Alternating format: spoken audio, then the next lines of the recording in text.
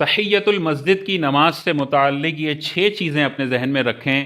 یہ الحمدللہ بہت شاندار نماز ہے، اور اس نماز کے حوالے سے بہت ساری عوام جانتے نہیں ہیں اور اس کو ترک کیے بیٹھے ہیں۔ یہ ہم سب کو پتہ ہونا چاہیے۔ پہلی چیز یہ ہے کہ تحیت المسجد سے مراد وہ نماز ہے کہ بندہ جب پہلی دفعہ مسجد میں داخل ہو تو بیٹھنے سے پہلے 2 رکعت یا بہتر ہے کہ 4 رکعت نماز پڑھے۔ یہ سنت مبارکہ ہے۔ حضور علیہ الصلوۃ والسلام نے واضح طور پر حدیث مبارکہ میں ارشاد فرمایا، جو بندہ مسجد میں داخل ہو تو بیٹھنے سے پہلے 2 رکعت نماز پڑھے۔ یہی تحیت المسجد ہے۔ مسجد کا حق ہے کہ جب بندہ مسجد میں داخل ہو تو بیٹھنے سے پہلے یہ حق ادا کرے، یا 2 رکعت یا 4 رکعت نماز سنت پڑھے، 4 رکعت پڑھے، 2 رکعت پڑھے۔ یہ حضور علیہ الصلوۃ والسلام کی سنت ہے۔ یہ 2 چیزیں ہو گئی۔ تیسری چیز ہمیں ذہن میں یہ رکھنی ہے کہ مکروہ وقت میں اگر یہ مسجد میں داخل ہوتا ہے تو اب تحیت المسجد پڑھنا اس کے لیے جائز نہیں ہے۔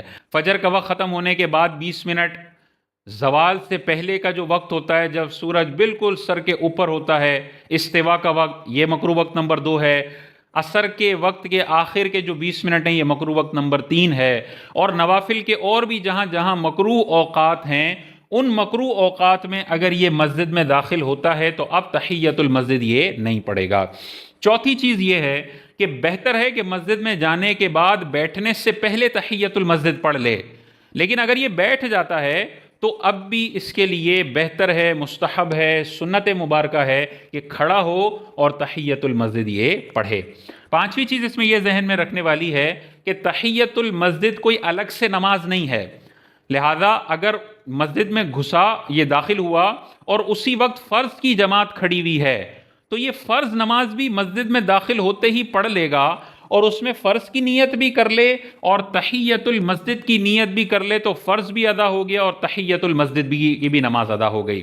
جاتے کے ساتھ اگر اس نے کوئی بھی نماز پڑھ لی، چاہے فرض نماز ہو جماعت کے ساتھ، چاہے سنت کوئی بھی نماز ہو یا کوئی بھی نفل نماز ہو، اس کی تحیت المسجد کی نماز ادا ہو گئی۔ مثال کے طور پہ کوئی ظہر کی نماز پڑھنے جاتا ہے مسجد میں، اور بیٹھنے سے پہلے وہ ظہر کی 4 رکعت سنتیں پڑھتا ہے، تو ان ظہر کی 4 رکعت سنتوں میں ہی تحیت المسجد کی بھی نیت کر لے تو ظہر کی بھی نماز کی سنتیں ادا ہو جائیں گی اور تحیت المسجد کی بھی سنتیں اس کی ادا ہو جائیں گی۔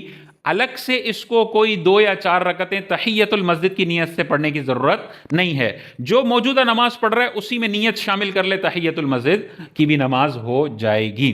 ہاں، مثال کے طور پہ فرض نماز ابھی ہے 15 منٹ کے بعد، اور یہ 15 منٹ پہلے پہنچ چکا ہے، تو اب تو فرض نماز شروع ہوگی 15 منٹ کے بعد، اور اس نے کوئی اور نفل نماز بھی نہیں پڑھی، کوئی سنت نماز نہیں پڑھی، تو اب اس کے لیے یہ بہتر ہوگا کہ یہ اٹھے اور تحیت المسجد کی نیت کے ساتھ نماز پڑھے اور پھر فرض نماز میں شامل ہو جائے، تو تحیت المسجد الگ سے ادا ہو جائے گی اور فرض نماز الگ سے ادا ہو جائے گی۔ مسجد کے اندر محفل ہے اور درس ہے، اور کوئی درس کی نیت سے، محفل کی نیت سے مسجد میں داخل ہوتا ہے، تو اب اس کے لیے بھی تحیت المسجد بہتر ہے۔ تو جہاں پہ بیان ہو رہا ہے وہیں پہ پڑھے گا تو ڈسٹربنس بھی ہوگی، اور یہ بیان کو نہ سننے والا کہلائے گا، وہ بہتر نہیں ہے۔ الگ سے ہٹ کر 2 رکعت تحیت المسجد یا 4 رکعت تحیت المسجد کی نیت سے پڑھے، پھر بیان میں آ کے شامل ہو جائے، تحیت المسجد بھی ہو گیا اور بیان میں بھی اس کی شرکت ہو گئی۔ 6ٹھی چیز اس میں اس حوالے سے ذہن میں رکھنے کی ہے کہ تحیت المسجد دن میں اگر 1 مرتبہ بھی آپ نے پڑھ لی تو یہ کافی ہے۔ ہر مرتبہ مسجد جاتے وقت تحیت المسجد پڑھنا کوئی ضروری نہیں ہے، ویسے بھی بہتر نمازیں کوئی لازم نہیں ہے۔